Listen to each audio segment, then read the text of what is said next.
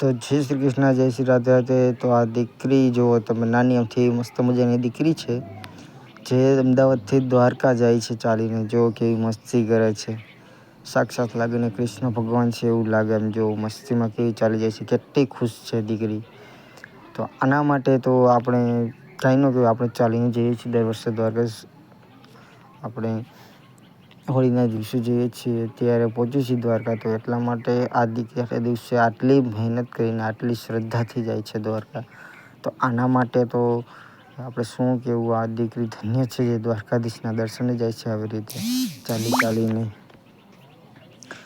ને આ દીકરી જો તમે સૂતા પછી કોળિયું ખાકે, જ્યાં પણ કોળિયું પડે ત્યાંથી પછી પાછી ચાલતી થાય છે.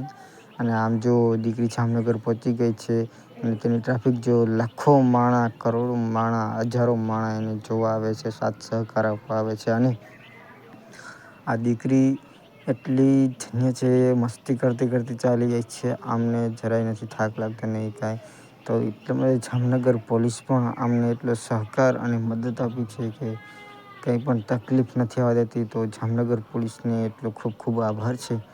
અમદાવાદથી દ્વારકા દંડવત યાત્રા દીકરી કરી રહી છે, તો એમના માટે જામનગરમાં એનું ભવ્ય સ્વાગત થયું. જામનગર પોલીસે એમની બહુ મદદ કરી છે. તો પછી એને અમદાવાદથી દ્વારકા જવા માટે કંઈ તકલીફ ના પડી હોય એટલા માટે. જો આ દીકરી મસ્ત મજાની એવી ચાલી જાય છે, જો કોળિયું ઘા કરે છે ને જ્યાં પણ પડે ત્યાંથી પછી શરૂઆત કરવાની. જો કે મસ્ત મજાની ચાલી છે મસ્તીમાં. આની જો વાત છોકરી મસ્તીમાં ગઈ છે, તો ત્યાંથી આ દીકરીને એટલો સપોર્ટ કરજો કે તેમને કાંઈ પણ તકલીફ ના પડે. અને તો એમના માટે તમારું શું કહેવું છે કે આ જલ્દી દીકરી દ્વારકા પહોંચી જાય દંડવત યાત્રા કરીને, અને દ્વારકાધીશના દર્શન જાય. વરસાદ પણ આવે છે તો એ પણ ઊભી નથી રહેતી.